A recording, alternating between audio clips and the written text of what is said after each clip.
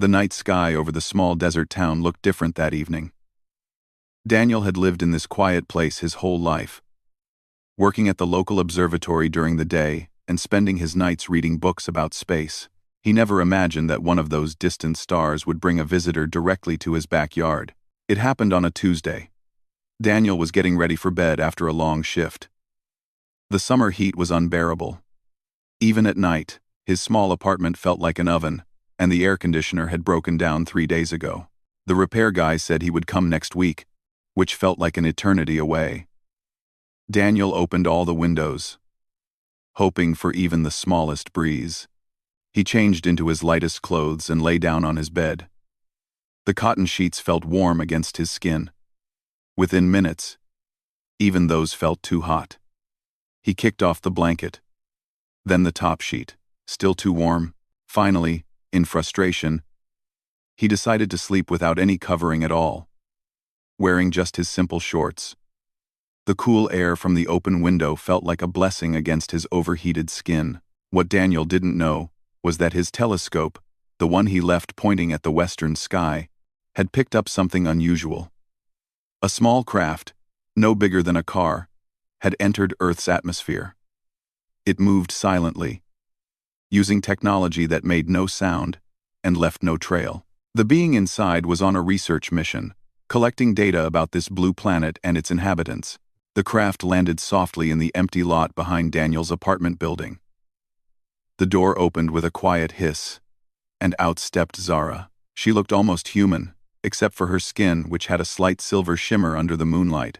Her eyes were larger than human eyes, adapted for seeing in the dim light of her home world.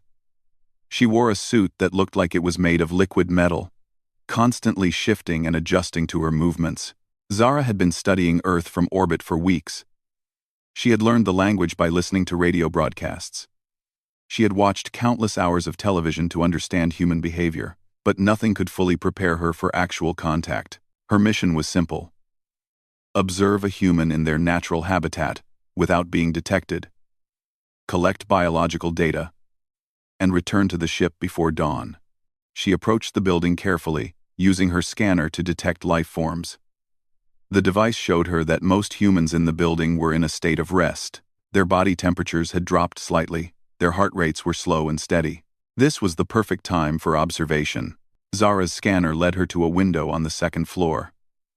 The window was open, with thin curtains moving gently in the night breeze. She activated her gravity boots and walked up the side of the building as easily as walking on flat ground. When she reached the window, she paused and looked inside. The room was dark, but her eyes adjusted instantly. She could see everything clearly. There was a simple bed, a desk covered with papers and books, and shelves filled with more books. And there, on the bed, was a human male, in a resting state. But something was wrong, very wrong. Zara had studied hundreds of hours of footage showing humans sleeping. In every single recording, humans covered themselves with fabric layers. They used blankets, sheets, and quilts. Her research indicated this was a universal human behavior, related to both temperature regulation and cultural practices. The covering served multiple purposes. It kept humans warm, it provided a sense of security, and it was considered proper according to human social customs. Yet here was a human sleeping without any covering at all. Zara's mind raced with possibilities. Was this human sick? Was he injured? Had something terrible happened? She pulled out her medical scanner and pointed it at the sleeping figure. The device hummed softly as it collected data. The results confused her even more. The human's vital signs were completely normal. His body temperature was exactly where it should be. His heart rate indicated deep, peaceful sleep. There were no signs of illness or distress. In fact, all the readings suggested this human was in perfect health. But then the scanner picked up something else. The human's body temperature was slightly elevated, and the room temperature was significantly higher than the optimal range for human comfort. Zara's computer cross-referenced this data with her research files. Of course, it was summer in this hemisphere. The room was hot, but where was his cooling system? She scanned the room and found a device mounted in the window, but it was not functioning. It had failed. Now things started to make sense. The human had removed his covering because of the heat. This was a practical adaptation to uncomfortable environmental conditions. Zara felt relieved. Her research wasn't wrong after all. Humans did use coverings, but they also adapted to their circumstances. But as her scanner continued its work, it detected something else that made her freeze in shock. Zara stared at the scanner readings, her silver eyes wide with genuine surprise. The device was showing her something she had never encountered in all her research. The human male's muscular structure was far more developed than she expected. Her people had studied human anatomy through medical databases and educational programs. But seeing it in person was completely different. The scanner showed dense muscle fibers, particularly in the arms, shoulders, and core. This human clearly engaged in regular physical training. But what shocked Zara most was the overall physical resilience the readings indicated. Her research had suggested that humans were relatively fragile creatures, requiring constant protection from their environment. Yet the data in front of her told a different story. This human's bone density was impressive. His muscle-to-body mass ratio indicated someone who worked hard physically. The scanner detected old injuries that had healed remarkably well. A broken arm from years ago, some scarring on the knees, minor damage to the shoulder that had completely recovered. Each injury showed the incredible regenerative abilities of human biology. On Zara's home world, her people were taller and thinner. They had evolved on a planet with lower gravity, so they didn't need strong bones or powerful muscles. They used technology for everything that required physical strength. A typical person from her world could barely lift half their own body weight. Yet this human, according to the scanner, could probably lift twice his weight without much difficulty. Zara moved closer to the window, fascinated by this discovery. Her scientific curiosity overrode her caution. She had read about human physical capabilities, about athletes who could run for hours, swimmers who could hold their breath for minutes, climbers who could scale mountains. But reading about it and seeing actual proof were two different things. The scanner continued its analysis. It measured the human's cardiovascular efficiency, his lung capacity, the fast twitch and slow twitch muscle fiber distribution. Everything pointed to a body that was built for endurance and strength. This wasn't even an elite athlete, just a regular human who took care of himself. Daniel shifted in his sleep, turning onto his side. Zara jumped back slightly, worried he might wake up. Her heart, which beat much faster than a human heart, raced even quicker. She held perfectly still, barely breathing. But the human simply settled into his new position and continued sleeping peacefully. Once she was sure he was still asleep, Zara allowed herself to process what she was seeing. Her people had always viewed humans as primitive, but potentially dangerous because of their aggressive history. They had weapons. They had conflicts. They had destroyed parts of their own planet. But Zara had always thought that danger came from their technology and their numbers, not from individual physical capability. Now she understood something her teachers had never quite explained. Humans weren't dangerous despite being physically weak. They were dangerous partly because they were physically strong. This body in front of her was a survival machine, shaped by millions of years of evolution on a high-gravity world with predators and challenges her people had never faced. She thought about her own body, slim and delicate. She could never survive on Earth without her technology. The gravity alone would exhaust her within hours. She needed her suit to regulate her body temperature, to help her muscles work against the stronger gravitational pull, to filter the oxygen-rich air that would otherwise make her dizzy. But this human just existed. He breathed the air naturally. He moved in this gravity as if it were nothing. His body maintained its temperature, fought off diseases, healed from injuries, all on its own. It was beautiful in a way Zara had never appreciated before. The scanner beeped softly, completing its full analysis. Zara looked at the final report. The human's name was Daniel, age 28. He worked at an observatory, which explained the telescope she had seen earlier. He was in excellent health. His diet was reasonably good, though he consumed too much of something called coffee. He exercised regularly, mostly running and some strength training. He had no serious medical conditions. But there was one more reading that caught Zara's attention.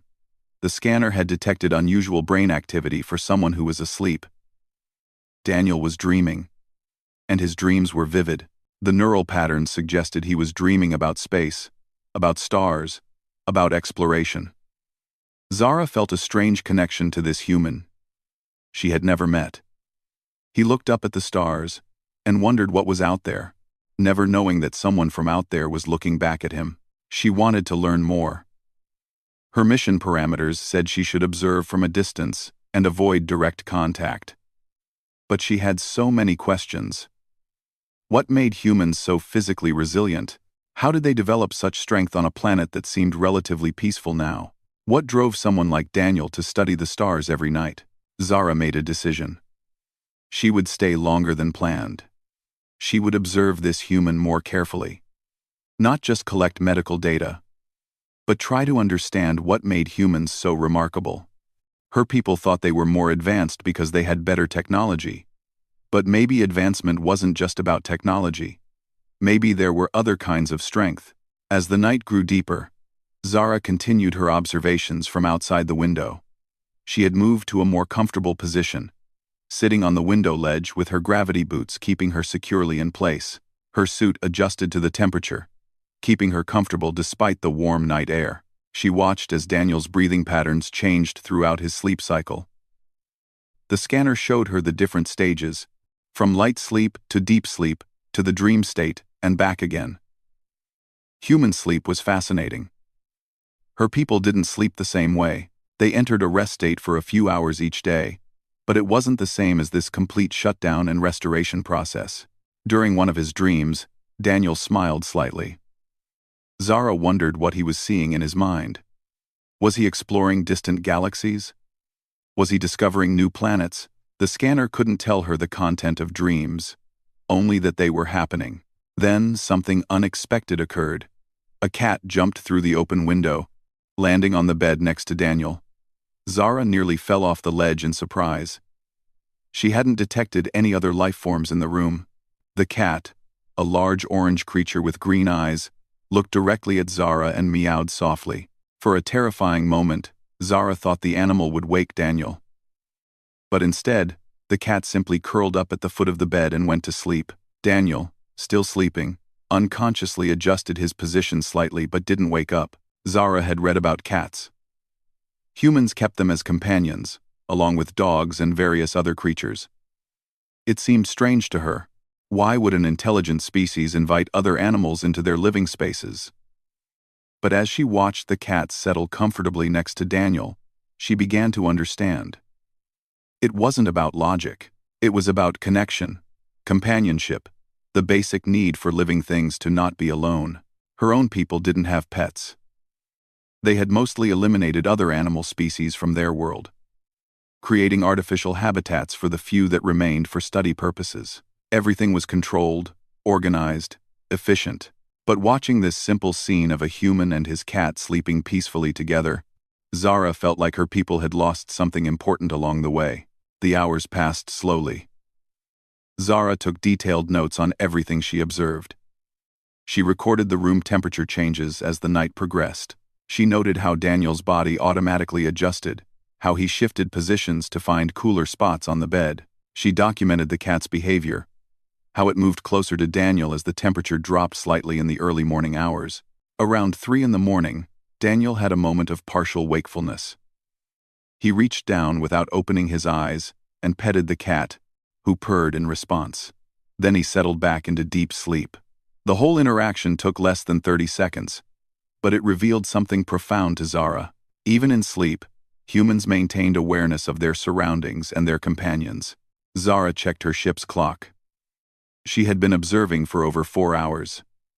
She should return soon and compile her report. But she found herself reluctant to leave. There was something peaceful about watching this human sleep. Something that made her think about her own life differently. Her people had conquered space travel. They could cross vast distances, manipulate gravity, create energy from nothing.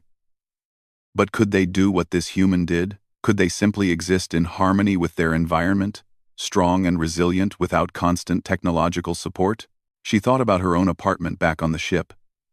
It was sterile, controlled, every environmental factor regulated by computers. She ate nutrition paste that provided perfect nourishment, but had no real taste. She exercised in a simulator that prevented her muscles from weakening in low gravity. Everything was perfect, and yet nothing felt real. Daniel scratched his shoulder in his sleep, such a simple, unconscious gesture. But it reminded Zara that humans were always aware of their bodies, always making small adjustments for comfort. Her people had almost forgotten their bodies, treating them as inconvenient vessels for their minds. The cat suddenly raised its head and looked directly at Zara again. This time it stood up and walked carefully across the bed toward the window.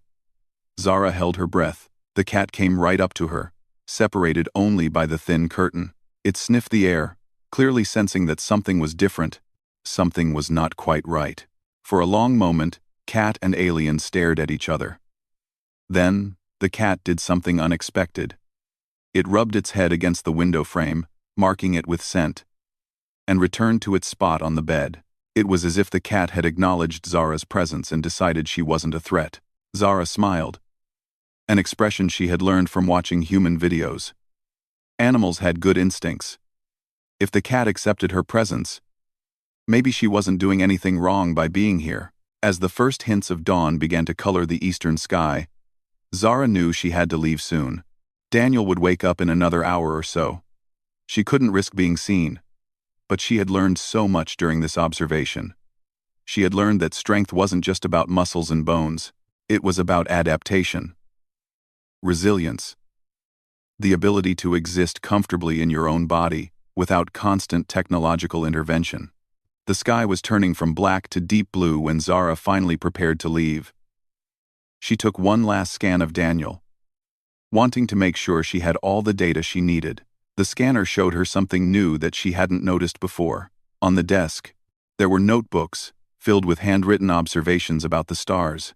There were charts, calculations, drawings of constellations. Zara used her suit's enhanced vision to read some of the notes from her position at the window. Daniel had been tracking a particular region of space, the same region where Zara's homeworld was located. He had noticed unusual patterns in the light spectrum, variations that didn't match known phenomena. He was getting close to discovering the truth, that someone else was out there. This changed everything. Zara had assumed humans were still decades away from detecting her people's presence. But this human, working alone with primitive equipment, had nearly figured it out through careful observation and brilliant deduction. She felt a mix of alarm and admiration. She read more of his notes. Daniel had theories about faster-than-light travel, about the possibility of civilizations managing energy in ways humans hadn't discovered yet. Some of his theories were remarkably accurate. Others were creative, but wrong. All of them showed a mind that was constantly questioning, exploring, refusing to accept simple answers. Zara thought about the irony. She had come here to study humans, to collect data about their biology and behavior. But this human had been studying her people's corner of space, trying to understand the universe just as she was. They were both explorers, just using different methods. She made a decision that would probably get her in trouble with her superiors. She pulled out a small device from her suit and programmed it carefully. Then she used a tiny graviton beam to move one of Daniel's pencils, making it point to a specific page in his notebook. On that page, Daniel had written a question: "Is anyone out there?" Next to the question, Zara used the graviton beam to guide the pencil, writing a single word in handwriting that looked similar to Daniel's. Yes, it was a small gesture, technically against every protocol she had been taught. She wasn't supposed to make contact. She wasn't supposed to leave any evidence of her presence, but she couldn't help herself. This human deserved to know that his curiosity wasn't wasted, that the universe was full of wonders he couldn't even imagine yet. As she prepared to climb down from the window, the cat opened one eye and looked at her again. Zara gave it a small wave, another human gesture she had learned. The cat closed its eye and went back to sleep, unimpressed. Zara descended the building silently and made her way back to her ship. The craft was exactly where she had left it, hidden behind some old equipment in the empty lot. She entered the ship and settled into the pilot's seat, feeling the familiar hum of the engines coming to life. As the ship lifted off, silent and invisible, Zara looked back at Daniel's apartment building. The lights were still off. He would wake up soon, make his coffee, get ready for another day at the observatory. And maybe, just maybe, he would notice the message and realize he wasn't alone in his wondering. Zara plotted a course back to the orbital station where her research vessel waited. She would have to write her report, explain what she had learned. But how could she put it into words? How could she explain that she had gone to Earth expecting to find a primitive species, and instead found people who were strong, resilient, curious, and capable of wonder? Her scanner had measured Daniel's physical strength, his bone density, his muscle composition. But it couldn't measure his determination to understand the universe. It couldn't quantify the courage it took to ask big questions knowing you might never get answers. It couldn't capture the simple beauty of a human sleeping peacefully with his cat, comfortable in his own skin despite the heat, adapting naturally to his environment. As Earth grew smaller in her view screen, Zara realized that her people had been measuring the wrong things all along. They had measured human technology and found it primitive. They had measured human social organization and found it chaotic. They had measured human history and found it violent. But they had never measured human spirit, human curiosity, human resilience. She thought about her own world, where everything was controlled and comfortable, where no one had to adapt because technology did all the adapting for them, where no one asked big questions because the answers were all provided by the central database, where no one looked at the stars and wondered, because space travel was just a routine part of life. Maybe her people had lost something important. Maybe in making everything easy, they had made life itself less meaningful. Maybe the struggle, the adaptation, the constant questioning, maybe those things weren't weaknesses, maybe they were strengths. 3 days later, Zara sat in the debriefing room of the orbital research station. The commander, an older member of her species with silver hair and tired eyes, reviewed her report on a holographic display. Other scientists were present, their expressions neutral as they listened to her findings. "Your biological data is excellent," the commander said. The human specimen showed typical characteristics for his age and activity level. The muscular development patterns match our predictions based on Earth's gravitational force. "Good work," Zara nodded. But she felt frustrated. They were only seeing the numbers, not understanding what those numbers meant. She tried to explain. "Sir, I think we've been underestimating humans. Their physical resilience is remarkable. But more than that, their mental adaptability is..." The commander held up a hand. "We're not here to philosophize about human psychology, Zara. We're collecting biological data for the archive. Did you maintain proper observation protocols?" Zara hesitated. She thought about the message she had left, the word "yes," written next to Daniel's question. She knew she should confess, but something held her back. "Yes, sir. I maintained all standard protocols." The lie felt heavy, but she told herself it was necessary.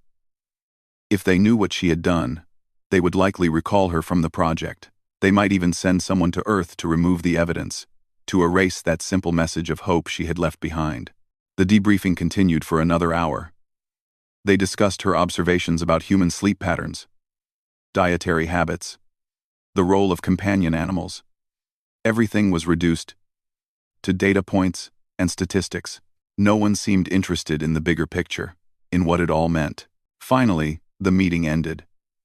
Zara returned to her quarters and pulled up her personal logs, the notes she hadn't included in the official report. She had written extensively about watching Daniel sleep, about his notebooks, about his search for life among the stars. She had written about the cat, about the simple peace of that small apartment, despite the broken air conditioning and summer heat. She wondered if Daniel had found her message yet. What would he think? Would he believe it was real? Or would he convince himself he had written it himself and forgotten? The human mind was good at explaining away impossible things. Her computer alerted her to a new assignment. She was being sent back to Earth in 2 weeks to observe a different human in a different location. The project would continue, collecting data from various regions and populations. Zara would be part of a team studying human physical and cultural diversity. She should have been excited. This was why she had joined the exploration service. But instead, she felt conflicted. She thought about her people's mission, to study and catalog life throughout the galaxy. It seemed noble on the surface. But was it right? Were they just cosmic voyeurs, watching other species like insects under glass? Zara pulled up a surveillance feed that monitored various Earth locations. It was technically against regulations to use it for personal curiosity, but everyone did it. She found Daniel's town and zoomed in on the observatory where he worked. There he was, visible through the observatory's windows, making adjustments to equipment. Even from orbit, Zara could see the concentration on his face. The care he took with his work. He was still searching, still wondering about the universe. She made a decision then. She would continue her work, but she would do it differently. She wouldn't just collect data. She would try to understand. And maybe, carefully, she would leave small signs for those who were ready to find them. Humans deserved to know they weren't alone. They deserved to have their big questions answered, even if the answers came slowly. One small hint at a time. That night, in her quarters, Zara did something she hadn't done in years. She turned off all the environmental controls, the temperature regulation, the atmospheric processors, everything. She wanted to feel what it was like to simply exist without technology managing every aspect of her environment. It was uncomfortable at first. The temperature fluctuated. The air felt different. Her body had to work harder to maintain equilibrium. But after a while, something strange happened. She started to feel more alive, more aware of herself as a physical being, rather than just a mind piloted a meat vessel. She understood, just a little bit, what it meant to be human. To exist in a body that was strong and capable, that could adapt and overcome, that didn't need constant technological support to simply be. It was exhausting, but it was also exhilarating.